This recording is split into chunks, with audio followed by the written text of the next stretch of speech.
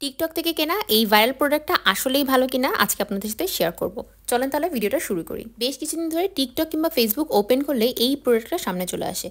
আর ক্লিনিংয়ের জন্য এই প্রোডাক্টের রিভিউ কিন্তু বেশ ভালো দেখেছি, তাই ভাবলাম দেরি না করে আমিও অর্ডার করে ফেলি। দেশের বাইরে যেহেতু আমাদের সব কাজ নিজেদেরই করতে হয়, এই কারণে আপনার হাতে যদি একটা প্রপার টুল থাকে ক্লিনিংয়ের জন্য কিংবা কোনো কাজের জন্য, তাহলে কিন্তু আপনার লাইফটা একটু ইজি হয়ে যায়। এটা হচ্ছে একটি স্টিম ক্লিনার। যারা ইতিমধ্যে ফেসবুক কিংবা টিকটকে এটার রিভিউ ভিডিও দেখে ফেলেছেন তাদের অলরেডি একটা আইডিয়া আছে। আর আমিও প্রতিদিন এত ভিডিও দেখি, তার কারণে প্রোডাক্টটা আনবক্স করে কোনো প্রকার ম্যানুয়াল না পড়েই নিজের মতো করে ইউজ করা শুরু করে দেই। প্রথমে যে ভুলটা করি সেটা হচ্ছে আমি এখানে কিন্তু পানি মেজারমেন্টের জন্য একটা কাপ দেওয়া আছে, সেটা ইউজ না করে আমি গ্লাসে আমার মতো করে আন্দাজে পানি দিয়ে ফেলি। পানি ব্যবহারের ক্ষেত্রে আপনি কিন্তু এখানে কোনোভাবেই 250 ml এর বেশি পানি ইউজ করতে পারবেন না। আর পানি দেওয়ার পর আপনাকে 1 থেকে 2 মিনিটের মতো ওয়েট করতে হবে পানিটা গরম হওয়ার জন্য, তারপর কিন্তু আপনি এটাকে স্টিম হিসেবে ইউজ করতে পারবেন। আর আজকে আমি ক্লিন করব আমার এই ইলেকট্রিক হবটা। আমি লাস্ট 2 দিন ধরে আমার হবটা ক্লিন করি না, ভাবছিলাম যে এটা আসার পরে একবারে এটা দিয়ে ট্রাই করব। আমার হাজব্যান্ড বললো সে একটু ট্রাই করতে চাই, বাট সে ট্রাই করতে যেয়ে প্রথমে কিন্তু এই মুখটা খুলে গিয়েছিল, কারণ ওটা ভালোভাবে লক করা হয়নি।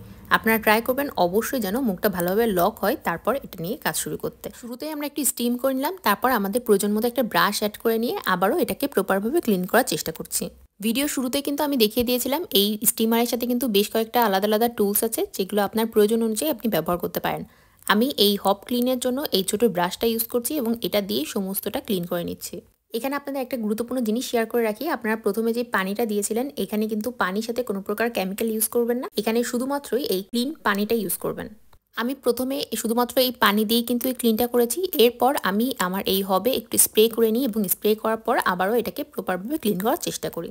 একই সাথে চুলার আশেপাশে যেই ময়লাগুলো জমে থাকে, স্পেশালি এই গ্লাস টবের পাশে কিন্তু বেশ খানিকটা ময়লা জমে যায় রান্নার পরে, তো ওগুলো আমি কিন্তু এখানে থাকা একটা টুল দিয়ে ক্লিন করে নিচ্ছি। ক্লিনিংয়ের এই পর্যায়ে এই স্টিম ক্লিনারটা আমার কাছে আসলে কেমন লেগেছে সেটাই বলছি।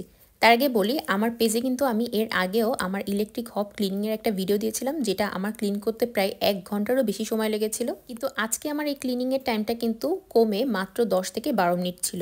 কিন্তু এখানে একটা কথা আছে, আমি আমার হাতে আমার ইলেকট্রিক হবটা যেভাবে ক্লিন করেছিলাম আমি কিন্তু এই মেশিনে করে এক্স্যাক্টলি সেম রেজাল্টটা পাইনি। যার কারণে আমি আবারও আমার সেই ঐতিহাসিক টুলটা নিয়ে আসলাম, আর এটা হচ্ছে স্ক্রাবার। এটা দিয়েই কিন্তু আমি আমার ইলেকট্রিক হবটা ক্লিন করে থাকি।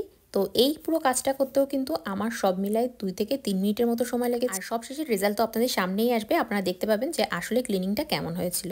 এখন আপনি যদি আমাকে প্রশ্ন করেন যে এই প্রোডাক্টটা এত টাকা দিয়ে কেনা অর্থী কিনা, আমি বলবো অবশ্যই অর্থী, কারণ এই পুরো ক্লিনিংয়ের প্রসেসটা কিন্তু আমাকে অনেক সহজসাধ্য করে দিয়েছে এই স্টিমারটা। আর সেই সাথে এই একটা স্টিমার দিয়ে কিন্তু আপনি শুধুমাত্র ইলেকট্রিক হব না, আরও অনেক কিছুই ক্লিন করতে পারবেন। আমি চেষ্টা করবো আমার নেক্সট কোনো একটা ভিডিওতে এই স্টিমার দিয়ে আর কি করা যায় সেগুলো আপনাদের সাথে শেয়ার করতে। ততদিন ভালো থাকেন সবাই, আল্লাহ হাফেজ।